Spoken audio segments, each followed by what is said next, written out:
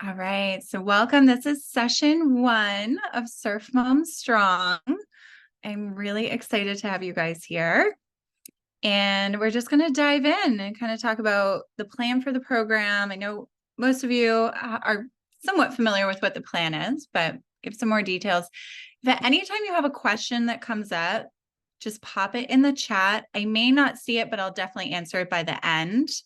And yeah, let's dive in. Let me do my screen share, which is always okay. And bear with me a moment.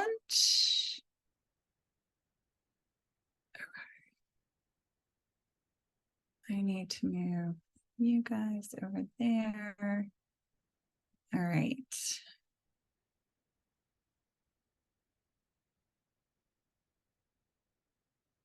Oh, hold on. Okay, are you guys getting, is that full screen? All right, is everyone seeing that okay? Yes. Okay, great. Thank you. Okay, Surf Mom Strong. Here we go. I'm so excited about this. As I've explained to some of you, this is like a passion project, really. This is what this is. So it's exciting to do our first session.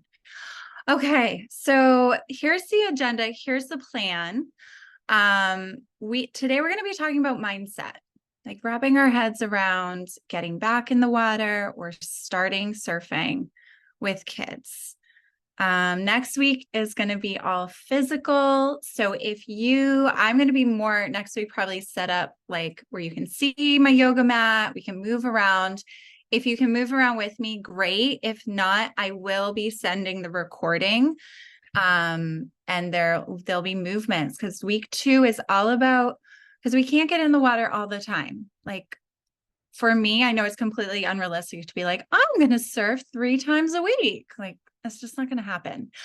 But when I do get an opportunity to surf, I want to feel good in the water. Like I want to feel like I can paddle without like dying after 2 minutes. So I'm going to be giving some exercises that really support that goal of feeling better in the water while on land.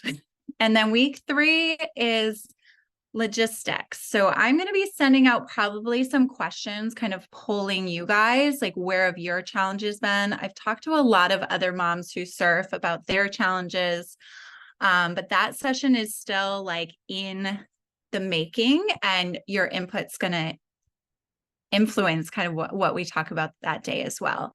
And then week 4 is on a Sunday. It's the integration workshop. We will be in the water probably for about 45 minutes that day, maybe an hour. But we'll do a lot of stuff before and then kind of wrap up after as well, and kind of come back together as a group. And also, as we go through this program, I am going to each week give you some suggested activities. Of course, surfing is on that list. Like if you guys can get out and just paddle, but I would view it more as like, can you get wet? Even if it's your feet, you're just looking at the waves, you're walking on the beach, you're floating in the water, you're swimming in the water, you're paddling, like trying to do something related to getting to the ocean, even if it's not surfing.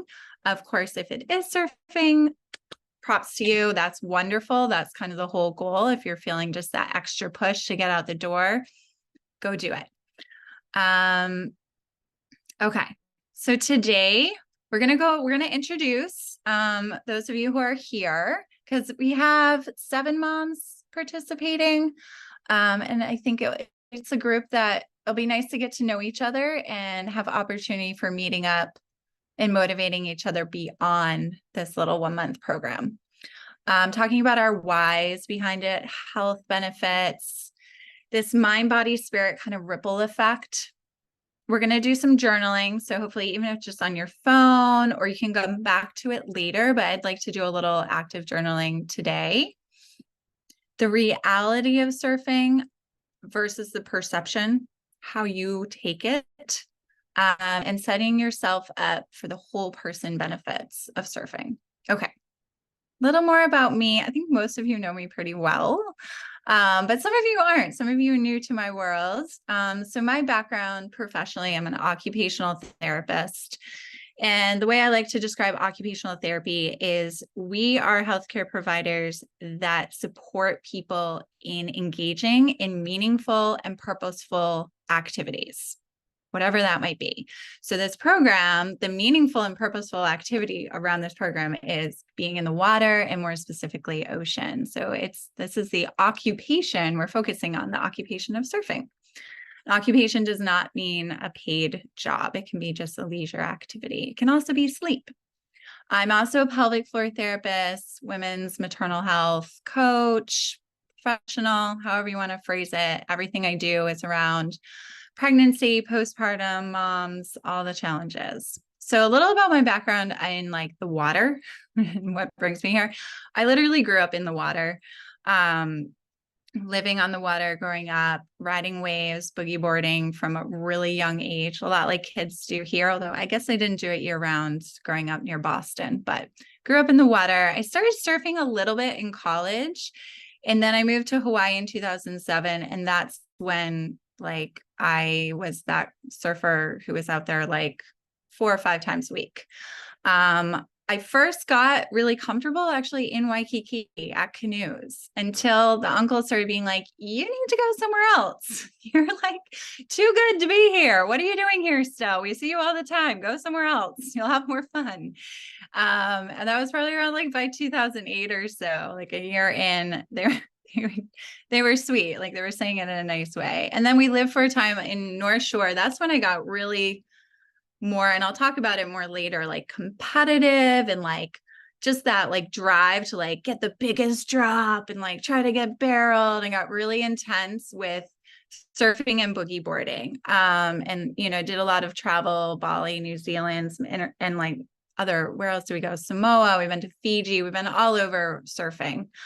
But I had kids and everything changed. I think I could count on 2 hands. I think it's probably about 6 times that I went out surfing. Maybe it was 10 in between 2017 and 2021. And what really shifted me was a program on the island, a nonprofit called Surfing Moms, where they provide a surf swap where you show up at the beach, another mom will watch your kids or kid while you go out surf, and then you watch hers. And that really started to shift things for me. And the moms there were just amazing, all different levels of surfing. And it really started to shift a lot for me in getting back to loving surfing again. I had a very rocky relationship for a couple of years. And now I've been surfing once, often twice a week for this year. This year it's really been a shift for me. Okay. So I want to go around, if you don't mind unmuting and just sharing a little bit about where you live on the island, how old your children are, and kind of what you're looking to get out of this little program, and what's motivating you to begin or reignite your surfing journey. So who's the daring one to go first? And also, if you're not in a place where you can unmute, if you want to just drop this in the chat, that's also helpful.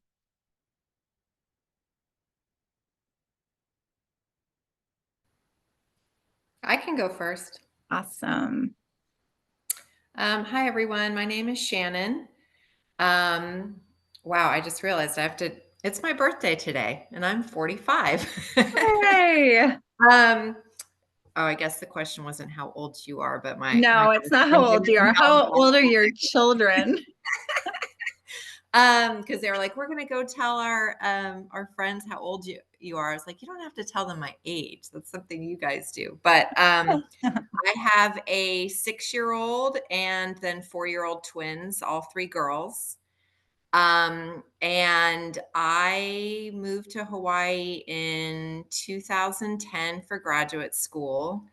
And so learned to surf maybe 2012. So as an adult, I grew up in Colorado, and so I snowboarded a lot. I would never say that I was an amazing surfer rocking the North Shore, but definitely was a confident surfer, and loved getting out in the water with my husband and friends, and then kind of like Hillary, just completely fell off the surfing and paddling and sailing and all of the ocean activities that I used to live and breathe for after having my kids. I've gone a few times since, and it almost has been more discouraging because I think of my body changes and I'm so worn out even just paddling to the break that by the time I'm trying to catch I just don't even feel like it's me out there. And so I've lost, I think, a lot of confidence too. And so even when I've had the opportunity to go,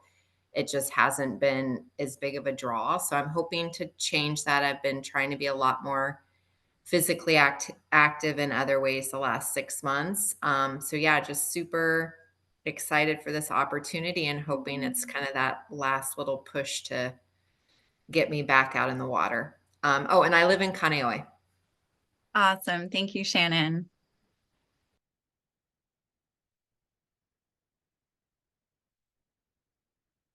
Uh, Okay, I can try to go. I'm out. My husband's sick today, so I'm out. We're trying to oh, stay out of the house. you're good. So We I can don't hear know. you I good. hope. Okay, I hope it doesn't like cut out and lose service and everything. But um, first of all, happy birthday, Shannon.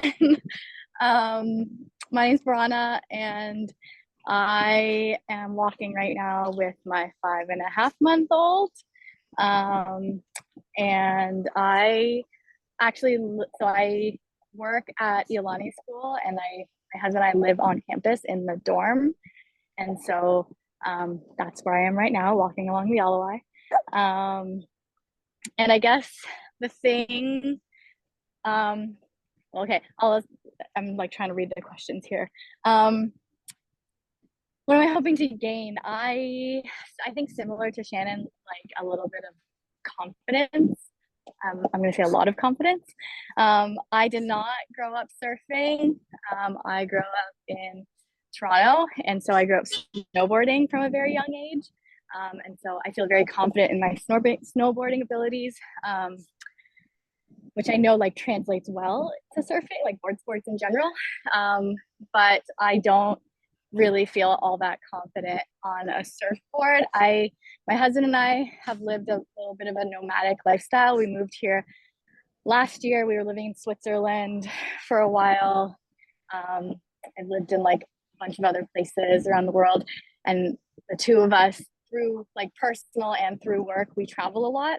And so I've surfed in like a bunch of different places all over the world, but like always as a beginner, never long enough to be like consistent in learning skills and stuff. So like I've been on a board like a ton of times, but I'm still very, very much a beginner.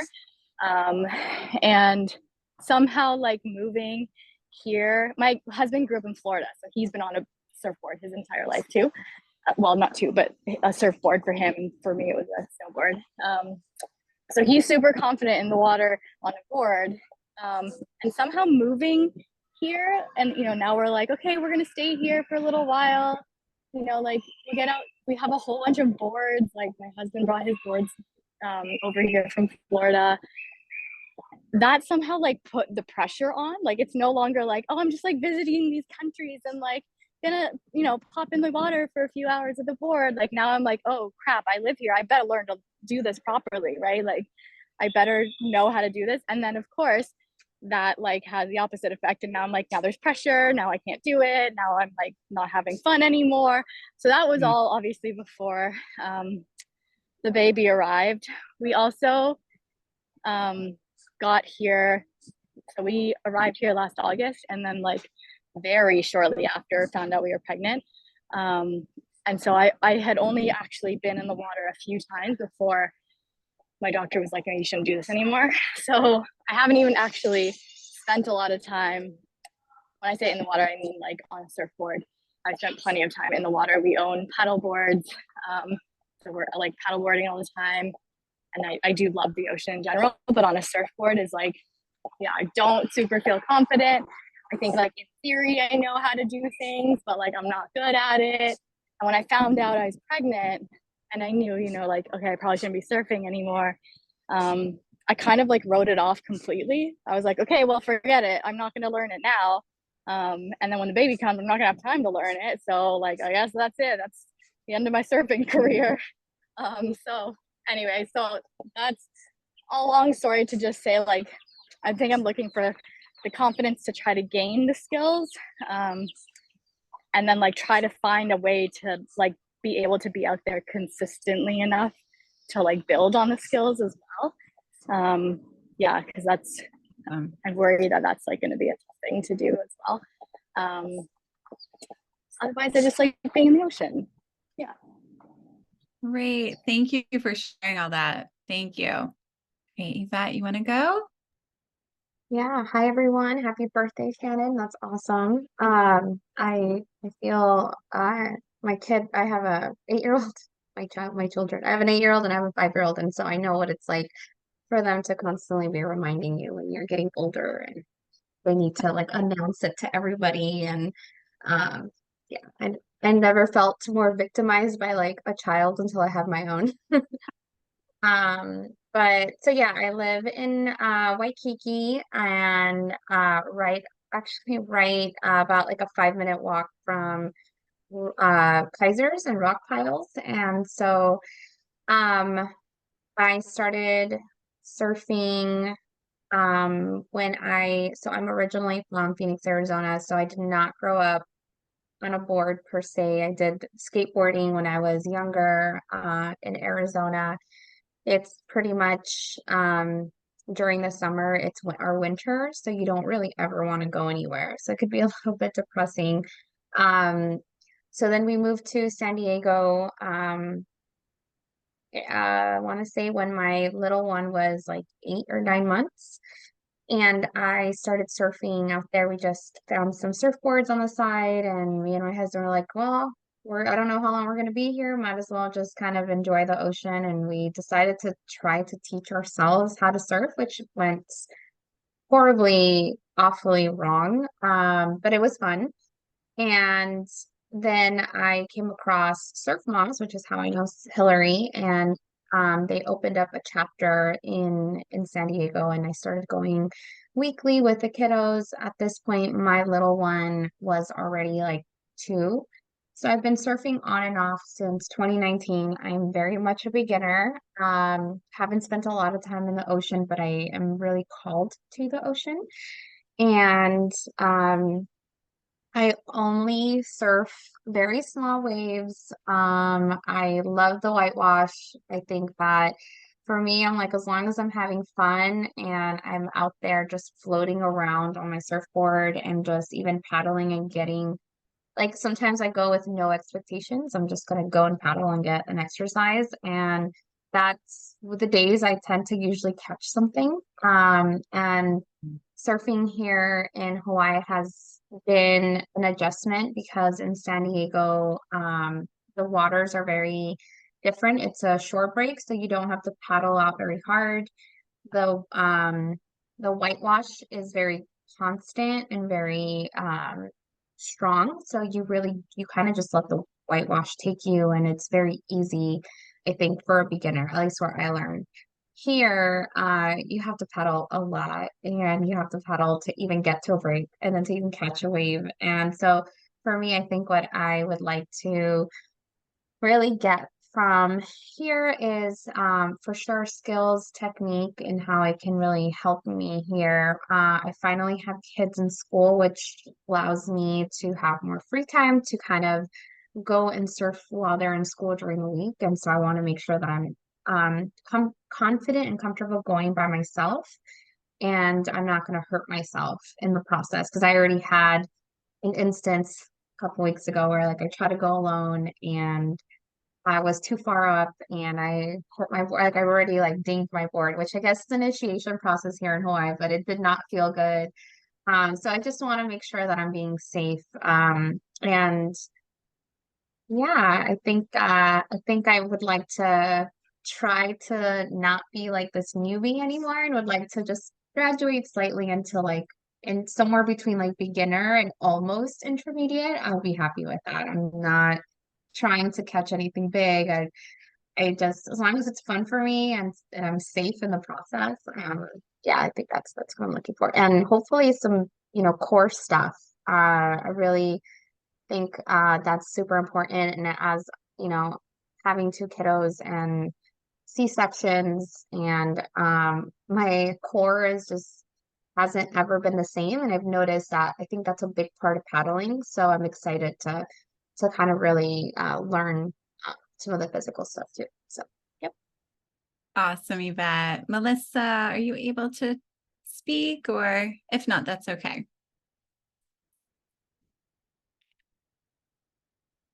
Okay. Can you hear me? Yes, yes. Okay, sorry. I have small children that are napping right now, Okay. so that's why I'm Yeah. I'm keeping it quiet. It's kind of dark in here. But my name is Melissa.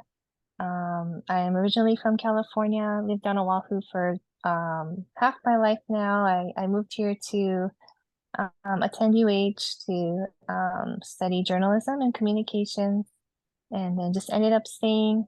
I don't have much experience surfing. I've done a lot of it growing up in California, but I'm really looking forward to getting back into things and spending time in the water. Um, yeah, and oh, I have three children. Ray's 5, Kenji's 2, and my baby Arya's almost 7 months.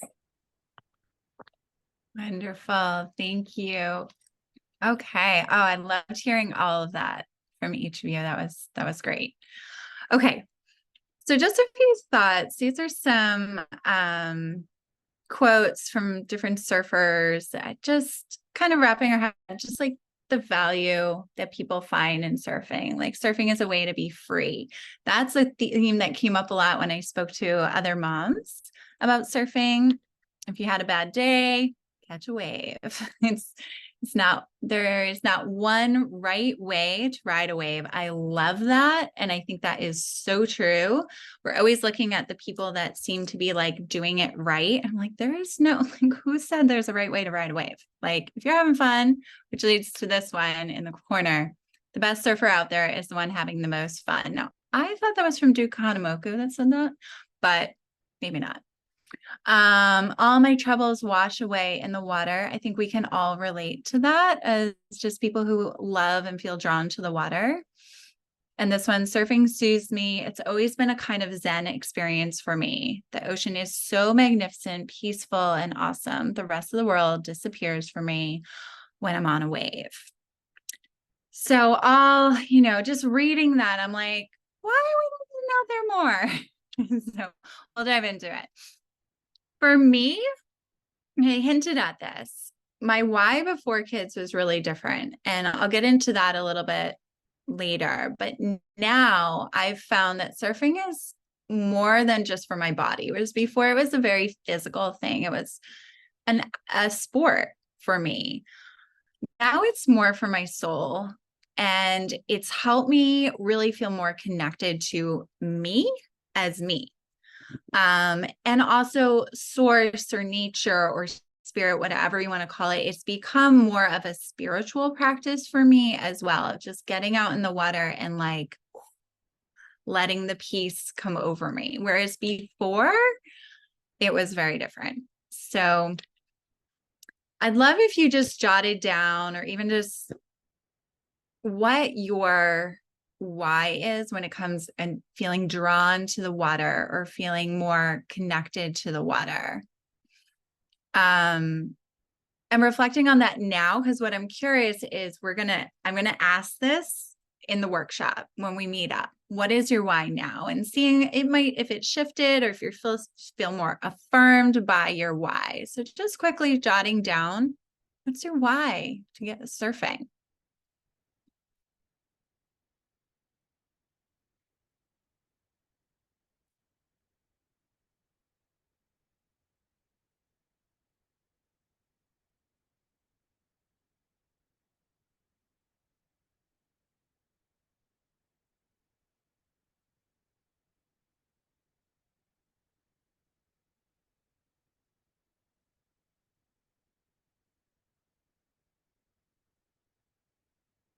Okay.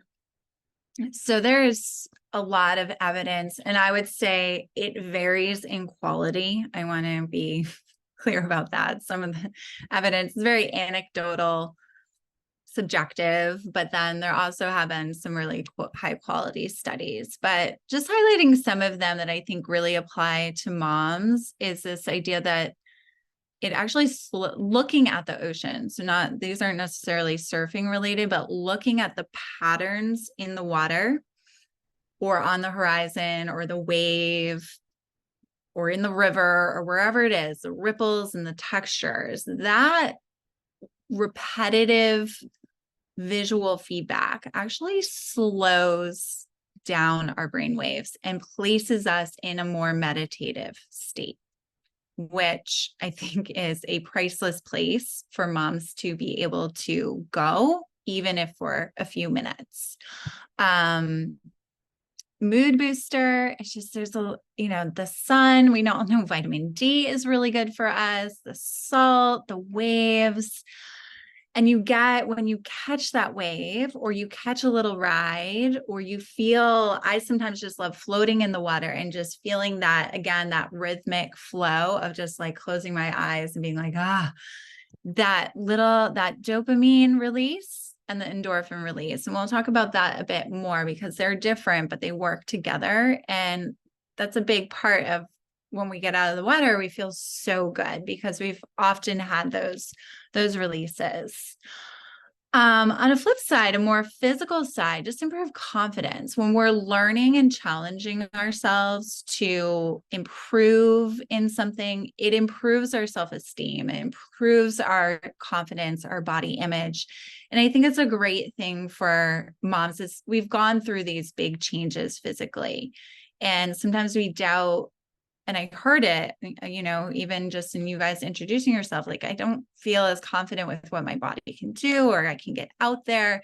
And I think starting to identify something that brings you this great joy, but also over time, you begin to get this confidence boost. You're like, oh, and now it's not so hard to paddle out to the waves, or it's not as hard to catch the waves, or whatever it might be. And that is priceless. And then this connection, this was a theme I heard a lot as I talked to other moms about the community that surfing brings or ocean loving people bring. And, we've all seen a bit of the aggro side when we're out in the ocean and in the breaks. But generally, if you really start making connections and talking with people, everyone's there for similar reasons, for that hit of endorphin release when you get that wave, or just the peace and freedom that surfing provides. And it's a beautiful, it's always nourishing to our being to feel connection to people who have similar likes to us. And the surfing community is amazing. Okay, so I wanted to throw that, I'm calling this little ripple effect. And just giving a sample, and this is like something I've experienced, like this exact experience. So I get just a short time, like I'm like, oh, should I even go? I only have like maybe 30 minutes in the water. Like, is this really worth it? But I get out there. If we think back to those benefits I was just talking about, I get out there and I'm hearing the ocean waves. I'm seeing those repetitive patterns or the rolling of the waves. That is already a benefit, even if I don't catch anything. And then maybe I get lucky enough to catch just a little baby wave. And there's my endorphin release and my slower dopamine release.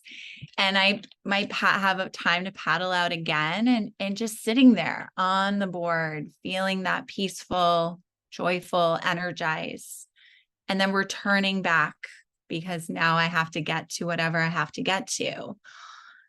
And putting yourself in those shoes of that quick experience. And this was a big shift for me of going out for hours at a time to that just not being available anymore, and me shifting to the value that is still held in just a short session, just a 20, 30-minute paddle out, maybe catch a wave, but recognizing all these bigger benefits of just being out there, and how that might shift or change the rest of your day or your week?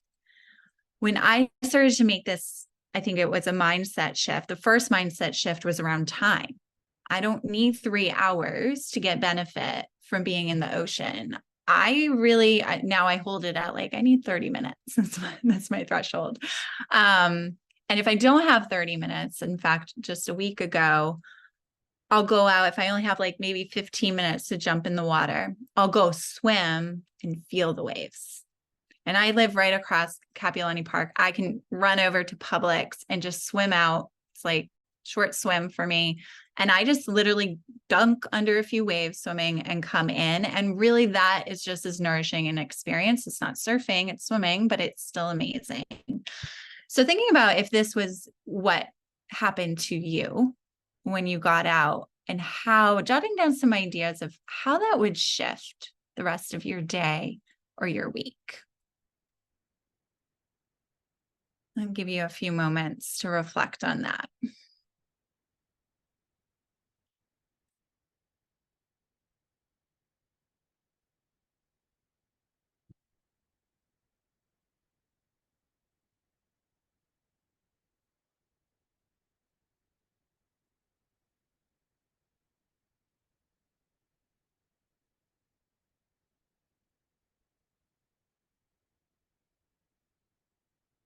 Okay.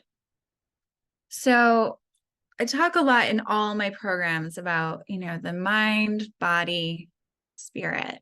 And I was reflecting on this. Okay, when I get out in the ocean, what are the things that happen that boost my soul, my spiritual health, connection to nature, that time alone, that like space of quiet and peace and no one being like, Mom, it's a huge one. And just, it's really an act of self-love. Physically, there's some really good research around, actually, I refrain. There's some research. It's not really good research. It's small sample size, but about heart rate spikes, because we like go in surfing and then we kind of sit. And so your heart rate goes whoop, whoop, whoop, whoop. And that is actually really good for cardiovascular health. Those spikes, where it maintains a higher heart rate, but then you get these spikes, which is really, really awesome and can be kind of hard to actually mimic with a lot, like a gym workout, unless you're really intentional around it or just general cardio. And of course, arm, back, shoulders, core, those are all the things we're working. And those are the areas we'll focus on next week of kind of how to strengthen. And then the challenge to the body.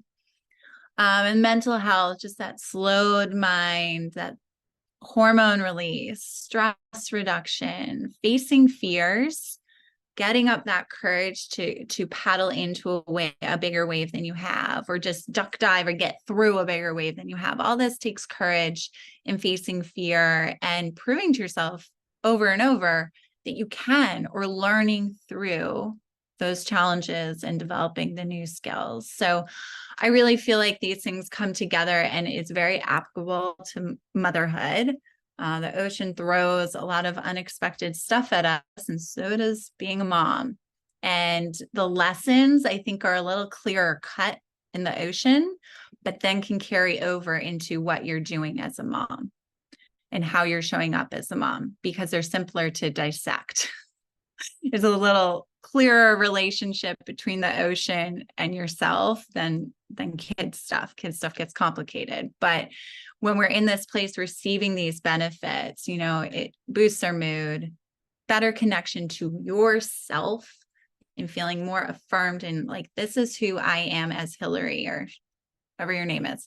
And that improved confidence over time. And I really just think it's a setup for showing up as a better mom, as a better employee, as a better boss, as a better wife, as like just better in our life, because we're taking care of ourselves in all these broader ways. Okay, so if you can break out your journal, and we're going to take a good 5 minutes or more here to kind of chip through these questions. The first being, how does your typical day make you feel right now? So at the end of the day, what are those dominant emotions you're having and feelings? The big ones, are you feeling burnout? I can't focus, overwhelmed, exhausted, short-tempered, anxious, calm, peaceful, the good ones too.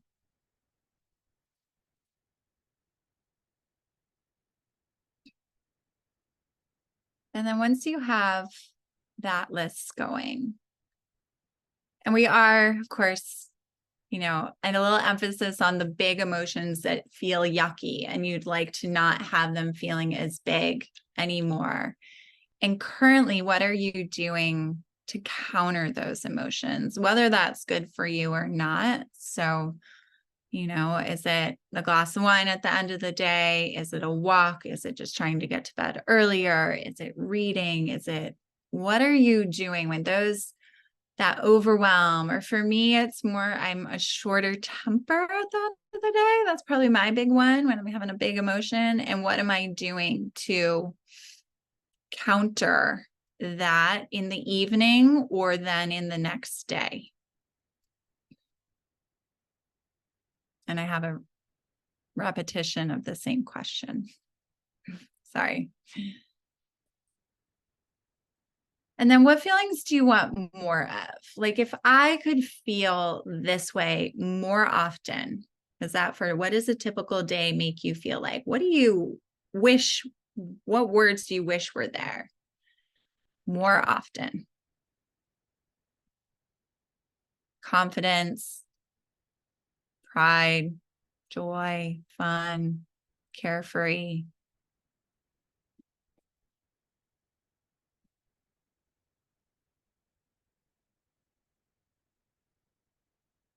And then having those emotions more often, what would be the trickle down effect to how you're showing up in your day-to-day as a mom or in your job or in your daily activities that are those required activities, the things you have to do?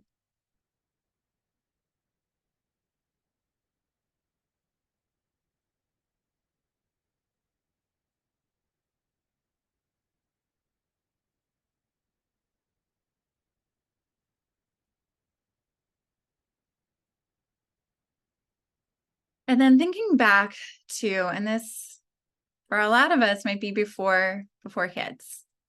When did you feel this way before? When was the time in your life when this was the more dominant emotion towards the end of the day, or more frequently coming up, those positive ones?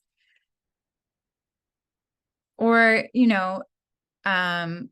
just to think in all angles about this, recently, a recent experience, like, oh, after a day of XYZ, that was a day where I felt really excited or confident or at peace. And what were the things, and really activity based here. So I always explain it like, if I was the fly on the wall, what would have I seen you doing that day, video camera on you, that resulted in you feeling more peaceful towards the end of the day, more joyous, more calm?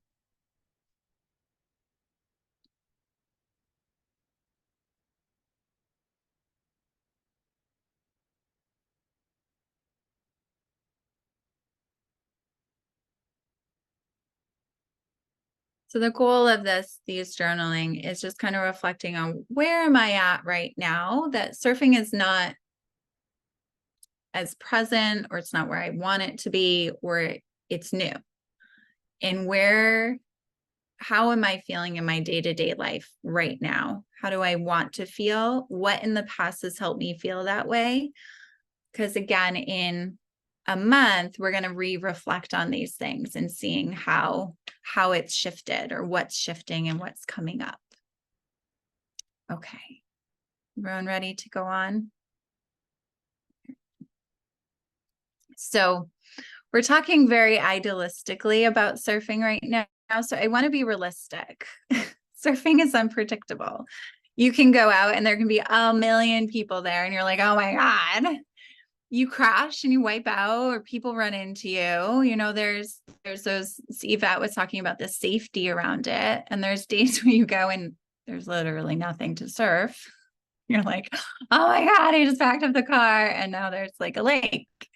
And then there's days where you arrive and you're like, that's way bigger than I expected. I'm not, and then you might not go out and you're bummed. And so surfing is also can be very overwhelming and chaotic. It's a full sensory experience, and it's not always a pleasant full sensory experience. It can be scary and intimidating. And to not recognize this is just ignoring what surfing is. But how do we get to sessions more like this? Like, I just loved this photograph. It's just a stock photo I've been using, but I'm just like, that's like what we're probably all imagining, right? That's what we want, or just this fun little wave, or going out and being with friends, or having this view that you're just staring at and being like, oh my God, I just needed to like have peace in my visual. And how do we get to a place where we're getting out of the water like this girl is just like, that was so great. That was so worth it. Even if I like to add in there the time component, we only had time to catch a wave, one wave, or just paddle out, sit there and not catch a wave. How do we still come in and feel good? So I think it has a lot to do with our expectations, our intentions and goals, and I'll kind of go into how that's a little different, our attitude, and also a big component I see, especially with more beginner surfers, is the preparation, the stuff you're doing when you're not surfing, and the equipment we have. And we'll go more into that in week 3. So the outcome of this session, I really believe, is ultimately up to you. And when I had this more like, obviously, but then it's not obvious, because we often show up and are like, I want to get out there. I'm speaking from my experience here, is always very time oriented. Like, I have 20 minutes and I want to catch 3 waves and it's just got to happen. It's like, well, you're setting yourself up for being disappointed because there's 800 people in the break. Like, it's just not going to happen. So before we go out, and I'm pretty consistent about doing this now, is once I arrive at the beach and can take stock of like what's happening. Of course, I have my earlier in the day expectation. Like, I'm going out because I want exercise. And I go back to that circle diagram. Is it more of a physical thing I'm looking for today, a mental thing I'm looking today, or I just need to like feel more connected to myself or to something bigger? But when I arrive, I also have to take stock of like, what is it looking like? Is it that flat, like I thought Kailua had a little bump today and now I show up and it's a lake. Okay. So what are you expecting out of this session, and setting an intention or goal around that expectation once you've taken stock of what you're seeing, but also what you set as the reason you're showing up. So you might need to shift if you were like going there because you're like, I kind of need a workout and I'd love it to be in the ocean, but then there's no waves. And you're like, well, damn it. How am I going to get that? An attitude shift of, well, what else might I get out of this experience? Could I just go out there and maybe it's not the workout, but it's more of a mental, I can shift how I'm feeling mentally, or do I decide to go for a swim or a paddle instead?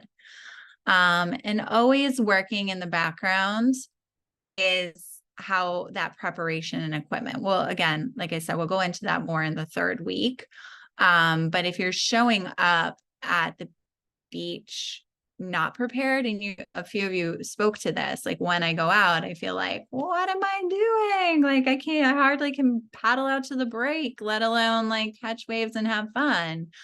That's always working in the background, and that's where we can always be impacting how our sessions ultimately go when we're doing more directed things and showing up with good equipment that's appropriate for your goal with surfing. Okay.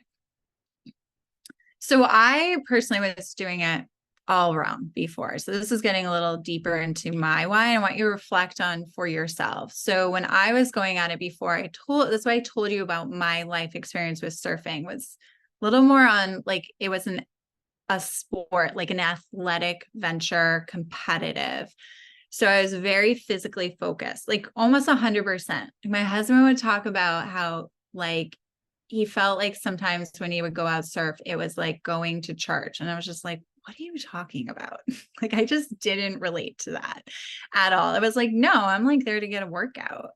And I would always be counting how many waves I was catching. Like I would go out and be like, I need to catch 3 waves. I'm not going in until I catch 3 good waves. And I still use that a little bit, but it's not like this rule.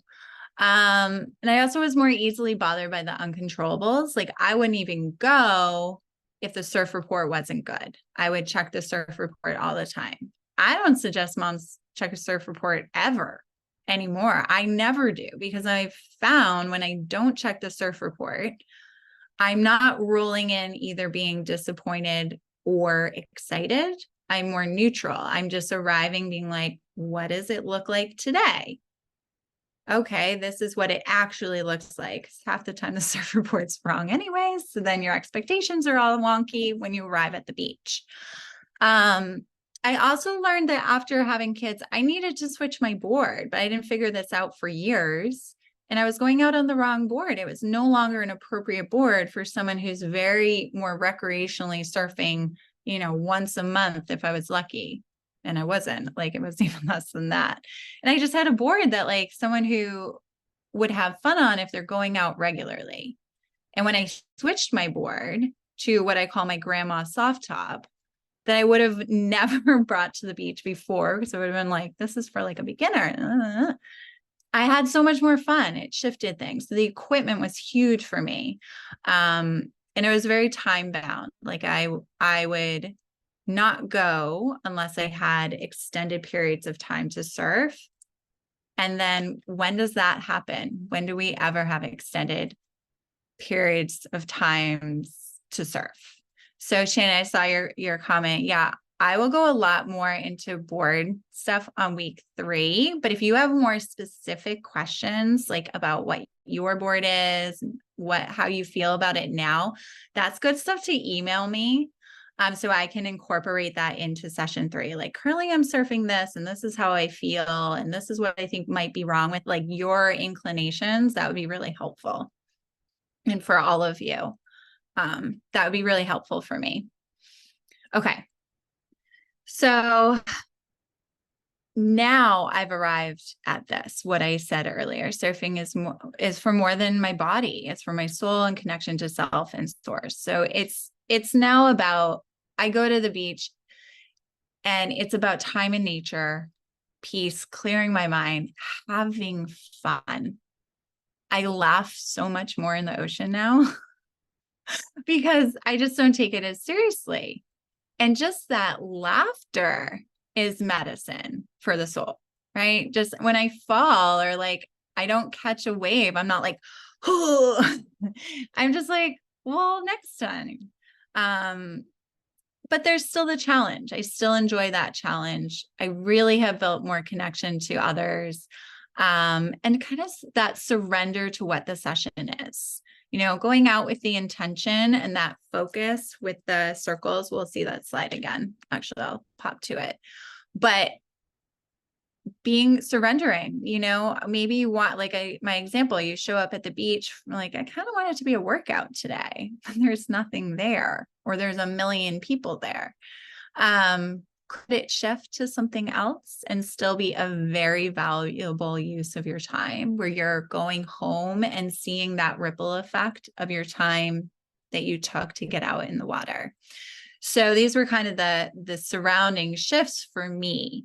And I'd like you, if you feel like you're in a place of having a before, I'd like you to write your before words. So my before, like when I used to surf, Shannon, this is probably really applicable for you, and possibly Barana, like those who have had more surfing experiences before kids. Like I was focused on wave count force, like I wanted it to be a certain way, kind of pressure. Like this session is like, I put pressure on every session, every time I got to go out, and I was more intense.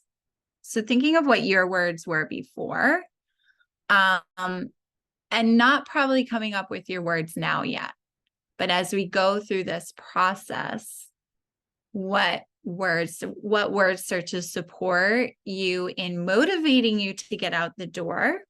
So I feel more motivated now with the idea, well, I'm going to go, and this is like a practice in me surrendering to what is. And a surrendering practice is really great for me as a mom, because sometimes I just have to surrender. But now I get to practice this skill that's really valuable in motherhood, doing something fun. So I'm going to go to the beach. I'm going to surrender to what this experience is. And there's huge benefits to me personally.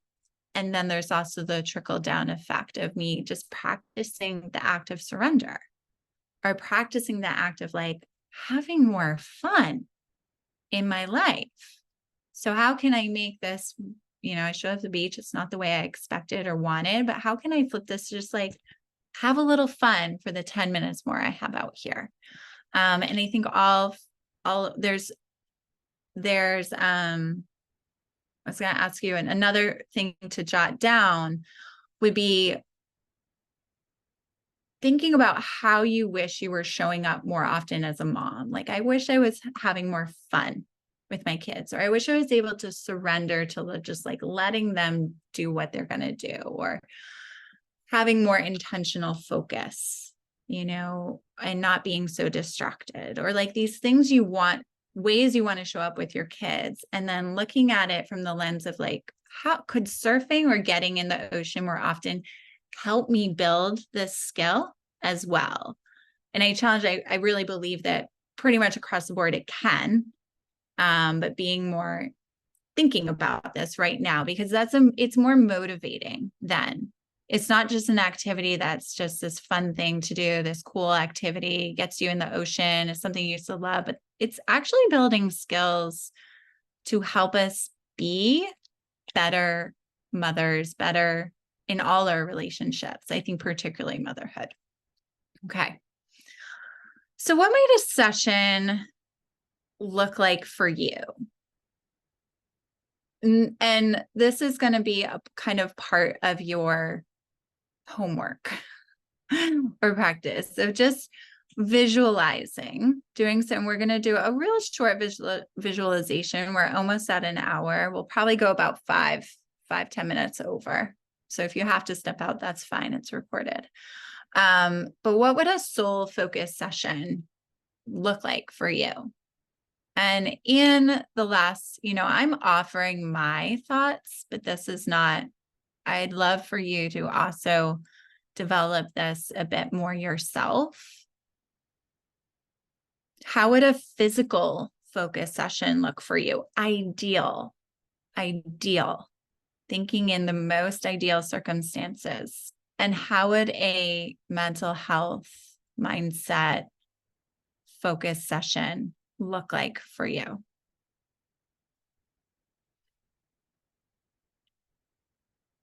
So I didn't prepare this, but we'll go through a very short soul connection surf session visualization right now, just to give you an example of what I want you to do. So the reason I use visualizations with a lot of my clients is when we visualize what we ideally want to happen, and then go out and try to have that soul session, our brain is more attuned to picking up on the cues in our environment that relate to how we visualized it. So the visualization helps us then see like, oh, look at that beautiful ripple. And that's how I imagined it, but now it looks a little different, but that's the same thing I was hoping for. And does that make sense? So our brain is more primed to pick up on things in the actual environment when we then go try it that related to the visualization. So we're more attuned to having an experience like we visualize than if we just go out and are like, well, whatever, I don't know what's going to happen. You're more likely to miss some of those environmental cues, which I think is really a really neat thing about visualization. So if you're able to close your eyes for a minute, and you're sitting on the beach looking at the ocean, and you've kind of dig your feet down in the sand, feeling the texture, feeling the warm sun on your back. And you're looking out at the waves, and taking a few deep breaths. And as you look out there, it looks so calm and peaceful. There's just a few gentle rolling waves coming in. The wind is just right, just enough to kind of help the waves stay up, but it's not all that windswept chaos. And you see this perfect spot that looks like, wow, I could just paddle out there so easily. This path is like shining in front of you. And there's only 2 or 3 other people out there, and you see one of them just paddle super easily and pop into this wave, and they make it look so fun. So you put on your leash, pick up your board, and you step into the water, and you just pause for a minute again. And before you jump in, you remind yourself, this is a soul session. This is about me feeling connected to myself as a human, as an individual. And this is about me feeling connected to the greater forces that are around me. You kind of feel the water with your hands, splash your face a little, and hop on your board.